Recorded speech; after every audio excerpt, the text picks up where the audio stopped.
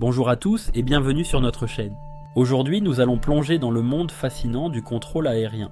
Avez-vous déjà pensé à ce qui fait d'un contrôleur aérien un excellent professionnel? Dans la vidéo d'aujourd'hui, nous allons explorer les bonnes pratiques pour devenir un bon contrôleur aérien dans l'aviation. Ces conseils, bien que non réglementaires, sont essentiels pour garantir la sécurité et l'efficacité dans le ciel. Alors, préparons-nous à découvrir ces techniques indispensables. Pour commencer, discutons des techniques de transmission. La clarté est primordiale dans la communication. Voici quelques principes fondamentaux à respecter pour assurer une réception claire des messages. Premièrement, vérifier et respecter la portée opérationnelle de la fréquence à contacter. Cela signifie que vous devez savoir jusqu'où votre message peut aller.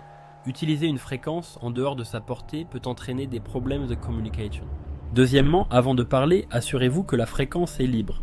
Rien n'est plus frustrant que de parler en même temps qu'une autre station. Cela peut causer des interférences et rendre le message inaudible. Troisièmement, formulez vos messages de manière brève, concise et précise. Il est important d'aller droit au but pour éviter toute confusion. Quatrièmement, prononcez chaque mot clairement et distinctement. Cela aide à garantir que chaque réceptionnaire comprend le message sans ambiguïté.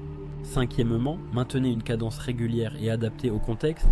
Parfois, vous devrez parler plus lentement pour que l'on puisse suivre. Assurez-vous d'être conscient de l'environnement et de l'urgence de la situation. Sixièmement, réduisez la cadence d'élocution si nécessaire. Cela permet à ceux qui prennent des notes de bien transcrire votre message. Enfin, maintenez le ton de votre voix à un niveau constant. Changer de ton peut désorienter l'auditeur et nuire à la clarté. En suivant ces techniques, vous serez sur la bonne voie pour devenir un excellent contrôleur aérien. Maintenant, partageons quelques exemples. Imaginons un scénario où un pilote doit demander la permission de décoller. S'il dit simplement « je veux décoller », cela peut prêter à confusion. Un bon contrôleur aérien ou pilote dirait plutôt « Contrôleur, ici l'avion 123 demande la permission de décoller sur la piste 25 ».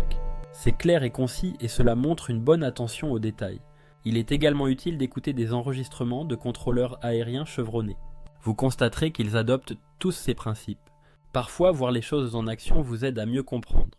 N'oublions pas l'importance de l'écoute active. Être un bon contrôleur aérien, c'est aussi savoir écouter et réagir rapidement. Si un pilote vous transmet des informations cruciales, vous devez être prêt à répondre. Cela peut faire la différence en cas de situation d'urgence. Maintenant, parlons de l'importance de la pratique. Comme dans tout métier, la pratique est essentielle pour perfectionner vos compétences.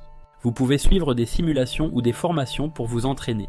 Le contrôle aérien repose énormément sur la précision et la rapidité. Et le plus important, restez calme sous pression. Les situations peuvent devenir tendues, mais savoir garder son calme est une compétence clé. Enfin, n'oubliez pas l'attitude. Un bon contrôleur aérien doit toujours avoir une attitude positive. C'est une profession où la communication joue un rôle majeur. Soyez toujours prêt à aider les pilotes et à créer une atmosphère de coopération. Merci d'avoir regardé cette vidéo sur les bonnes pratiques pour devenir un excellent contrôleur aérien. Si vous avez aimé le contenu, n'hésitez pas à liker et à partager la vidéo. Avez-vous des expériences à partager en matière de contrôle aérien? Laissez un commentaire ci-dessous.